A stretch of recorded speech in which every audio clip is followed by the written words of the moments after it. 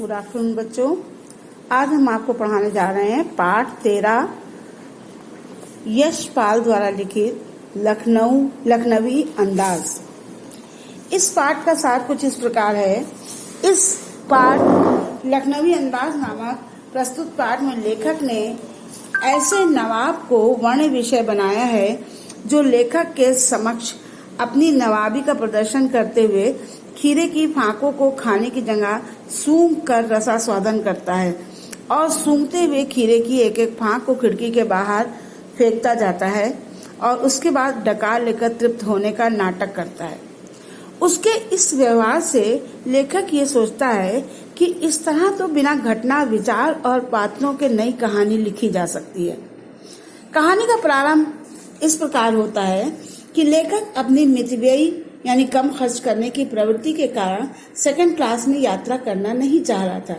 फिर ये सोचकर कि भीड़ से बच जाएगा और अपनी नई कहानी के बारे में सोच सकेगा, प्राकृतिक दृश्य भी देख सकेगा, तो वो सेकंड क्लास का उसने एक टिकट खरीदा। गाड़ी छूट रही थी, सेकंड क्लास के डिब्बे में चढ़ा।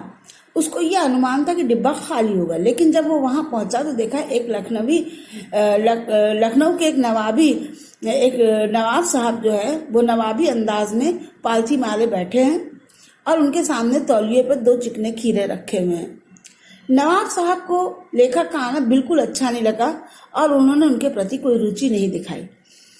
लेखक सामने बैठे नवाब साहब के बारे में सोचने लगा कि नवाब साहब ने हो सकता है किफायत की दृष्टि से यानी बचाने की दृष्टि से सेकंड क्लास का खरीदा हो, या अब हो सकता है ये भी कि मुझे सेकंड क्लास में देख करके उन्हें अच्छा न लग रहा हो, उन्होंने सफर का वक्त काटने के लिए खीरे खरीदे हो और अब उन्हें किसी के सामने खीरा खाने में संकोच हो रहा हो। लेकिन अचानक उन्होंने देखा कि नवाब साहब का भाव परिवर्तन हुआ और उन्होंने लेखक से खीरे खाने का शौक फरमाने को कहा। लेकिन नवाब साहब का लेखक को ये भाव परिवर्तन अच्छा नहीं लगा।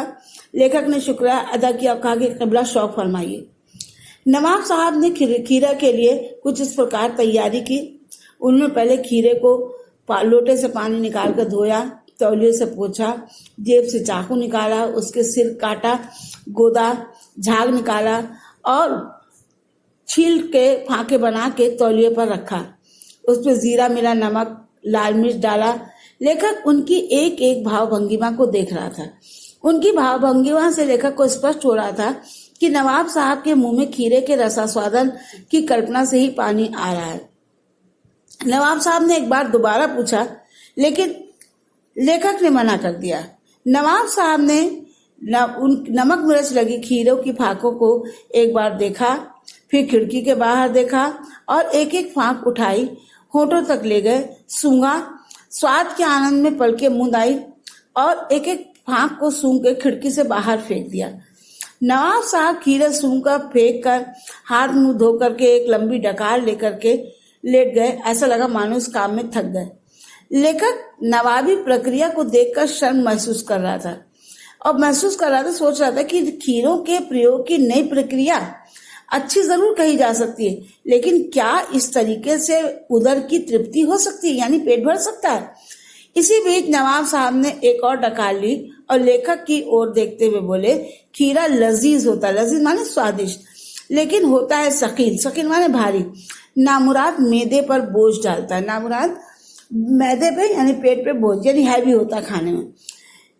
नवाब साहब की डकार से लेखक के ज्ञान चक्षु खुल गए और सोचा, खीरे की सुगंध और स्वाद की कल्पना से अगर पेट भर जाने का डकार आ सकती है तो बिना विचार, घटना और पात्रों के लेखक की इच्छा मात्र से नई कहानी क्यों नहीं बन सकती। ये था यशपाल द्वारा लिखित पाठ लखनवी अंदाज। इसमें कुछ गद्यांश जो है बहुत इम्पोर्टेंट है, जिनके आप देखिए पेज नंबर 78 पे मुफस्सिल की पैसेंजर ट्रेन चल पड़ने की उतावली में फुंकार मार रही थी। यहाँ से लेकर के यहाँ तक शौक करते देखे जाने के संकोच में हूँ। इनमें से 3 क्वेश्चन मैं आपको बोल रही हूँ। पहला, लेखक ने सेकंड क्लास का टिकट क्यों खरीदा? दूसरा, लेखक ने जिस अनुमान के साथ सेकंड क्लास का टिकट खरीदा था वह गलत कैसे निकला। तीसरा, डिब्बे में बैठे सज्जन ने लेखक के आने पर क्या प्रतिक्रिया की। इसके कुछ प्रश्नोत्तर जो हैं मैं PDF फाइल में आपको भेज रही हूँ, उनसे देख लीजिएगा और अपनी कॉपी में कर लीजिएगा। और ये जो प्रश्न मैंने बोले हैं ये आप अपनी असाइनमेंट की कॉपी में कर लीजिएगा।